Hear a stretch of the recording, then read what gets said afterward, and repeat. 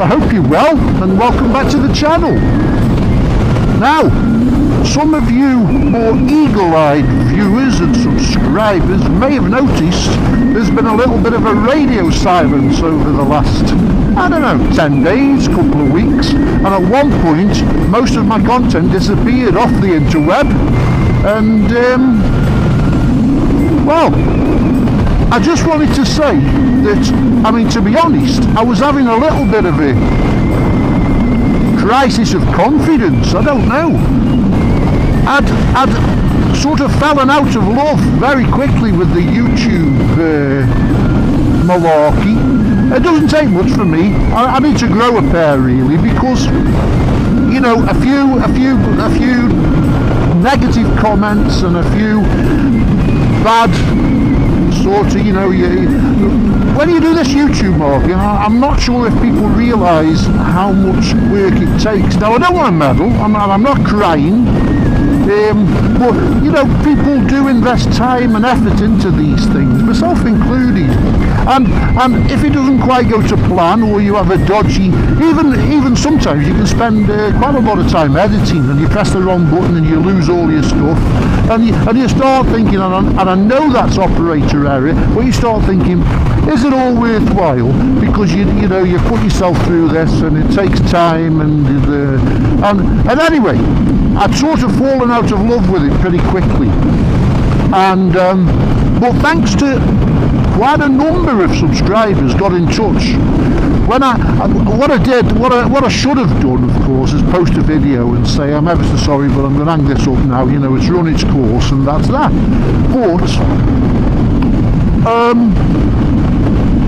subscribers have been in touch and said, where have you gone, what are you doing, how are you, I hope you're alright, you know, from both the UK and from America, and I thought, well, yeah, I'm throwing the towel in a little bit too easily here, what's up with me, you know, so here we are, and I just wanted to say a big heartfelt thank you to all the people who did get in touch and suggest that you know, I should carry on.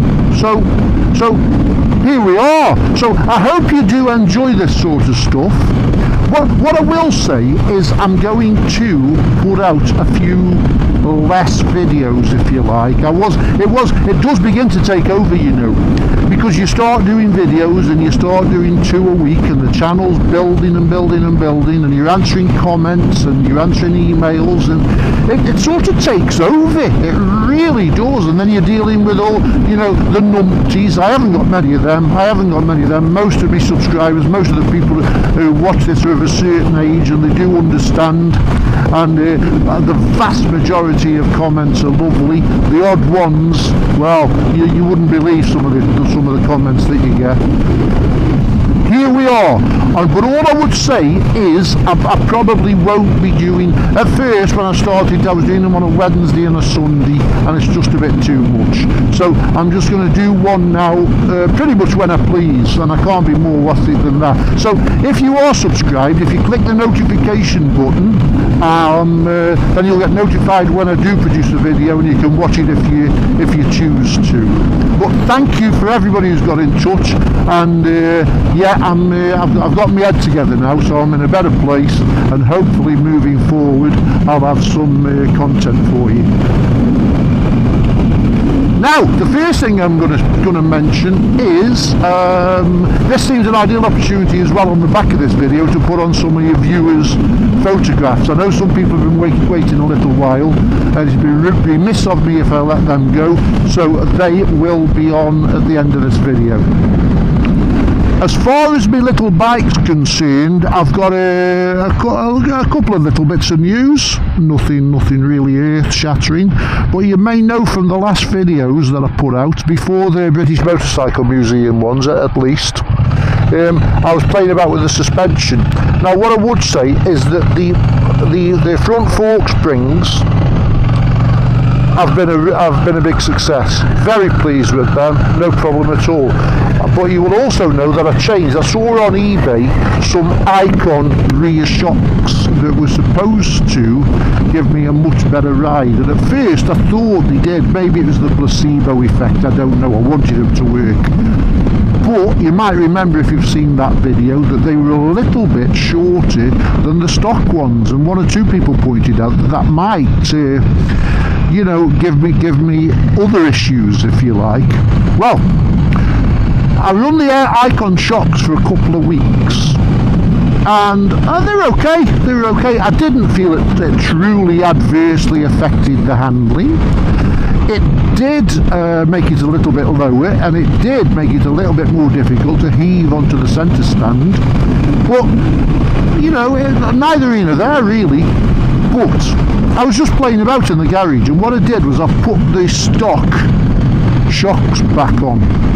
Don't ask me why. It's because they were there, and it was some. And I thought, I wonder if now, if I put them back on, I'll notice any major sort of difference with them.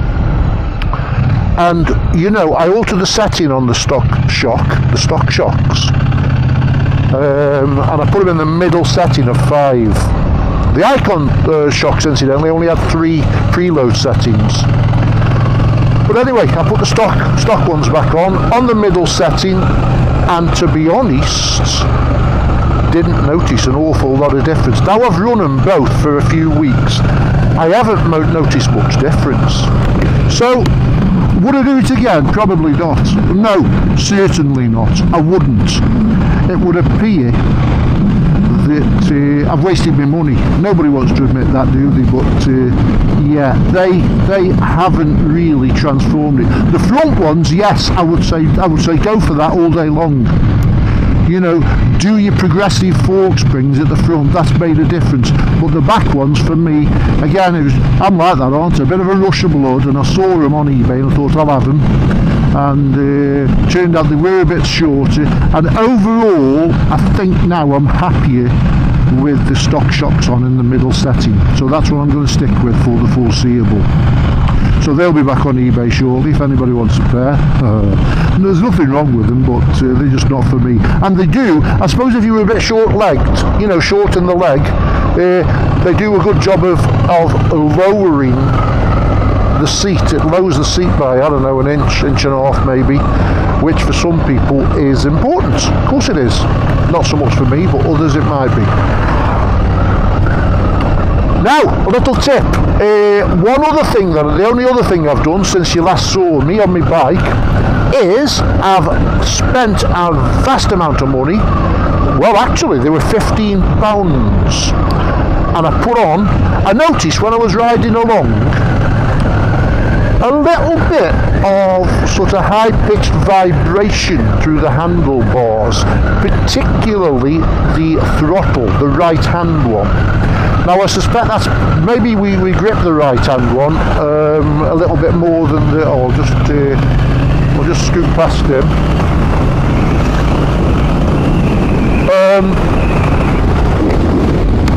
Yeah, the right-hand one where you're gripping your throttle, I was getting it was, after a long run, it was getting a little bit uncomfortable, to be honest with you, constantly taking my hands off the handlebars to try and get a bit of blood back. And I decided to try these grip puppy things. I've never had them before, foam sort of handlebar grips that go over the top of the original grips. So I'll pop them on, 15 quid. Other ones are available. I noticed that, you know, you can get them from like a £5. And let's face it, they're only a little bit of like pipe lagging, aren't they really? It's just a bit of foam. But I decided to go for the proper ones. I was a sucker for the marketing. And they have improved it. They've made the grip a bit wider, obviously. So there's a bit more to get hold of, and they have improved it. I wouldn't say it's gone completely, but I would say for a £15 investment it was worthwhile. And believe me, I'm not going to change my mind on this one, you know what I'm like.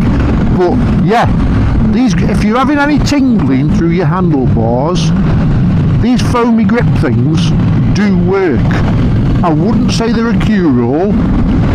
You know, you can still feel it a little bit. It doesn't. They don't. The vibrations don't completely disappear, but it does improve things somewhat. So there's a recommendation. Wow, it's a beautiful day today. We're back up the Peak District, a little tickled out.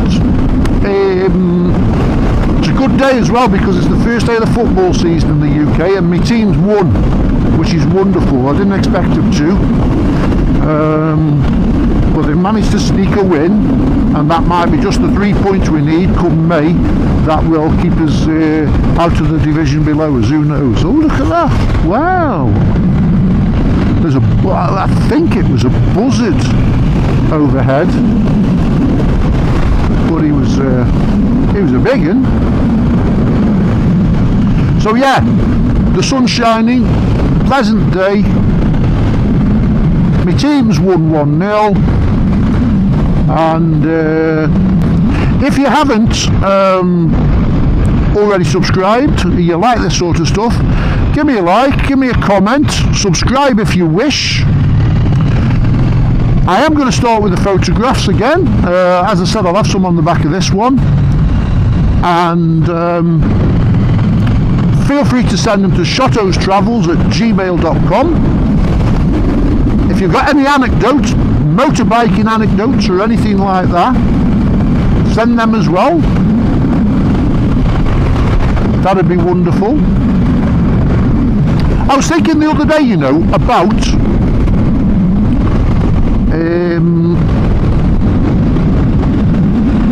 bikes, and what's the most unusual bike you've ever had?